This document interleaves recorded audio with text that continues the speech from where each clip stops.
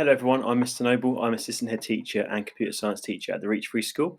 And across these two videos, I'm going to be talking to you about online gambling and gaming addiction. So first, young people and online gambling.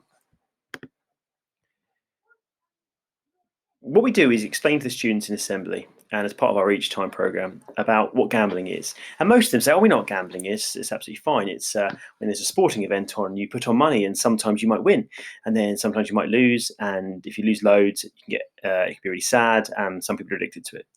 But actually what's important that we tell them that gambling is all part of our society. It's embedded in a lot of things that we take for granted. So, for example, playing the lottery, is that gambling?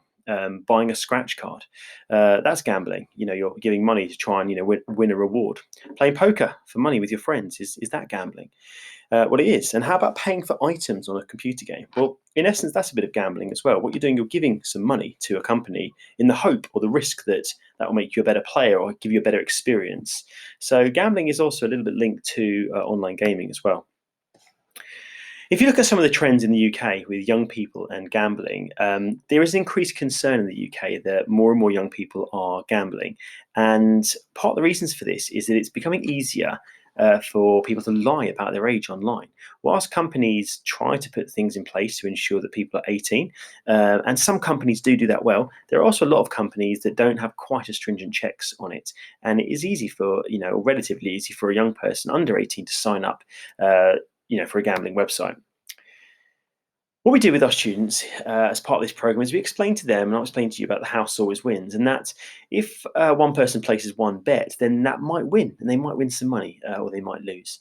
If someone plays gambling games or gambles a lot over the course of a year or even a lifetime, it's almost empirically certain or mathematically certain that person will lose money in the course of their gaming lifetime, or gaming year, whichever it is, gambling year, whichever one there is.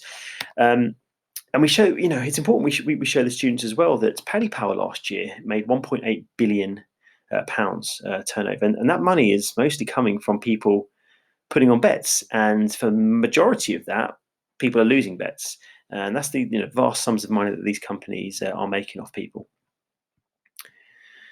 So part of the education around online gambling is, looking at a bet and what a bet actually means. And, we'll show a bet on the screen to students, and I'll show you one now. And whilst someone might come into the workplace or the school and say, "Oh, I put a bet on Atletico Madrid last night, and they won. It was 6-1, and I won."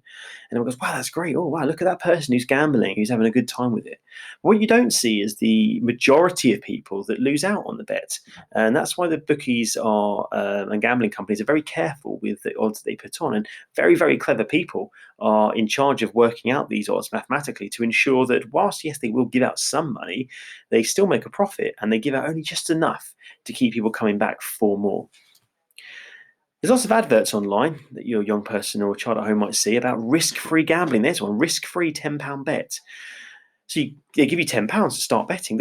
What they're doing, they're not being nice about that. They're not giving you £10 to see if you enjoy it. What they're doing is giving you £10 and you might win something, but it's under the pretense that you've then had your first bet. You've then had that first exhilarated feeling about, oh, I've won something. And they hope then you spend more money and keep you tied into their company. So gambling in young people, and I throw this at the students and you, what is that an issue? Is it just an issue because it's illegal? Well, actually, there's lots of other issues around it.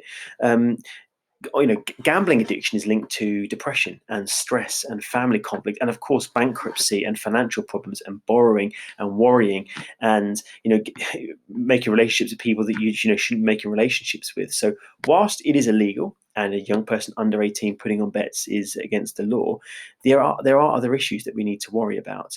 And it's really important at home that you are aware of what your child is doing online, and be aware that online gambling is a risk. The students, we say to the students, why have I told you all this? The majority of students won't become gambling addicts. But what I say to them is that everyone who has a gambling addiction, everyone that has a problem, has always had the same first step. Some people go in, they place a bet, and they might win or they lose, and that's it. They're not addicted to gambling. But people who are addicted to gambling, their first step has always been the same: to place a bet. And then it is a quick and very slippery slope into becoming addicted to gambling. So it's really important that you're aware of what websites that your child is on and that you're aware of the dangers of gambling as well. Hope you found that first video informative, and I'll see you for the second video.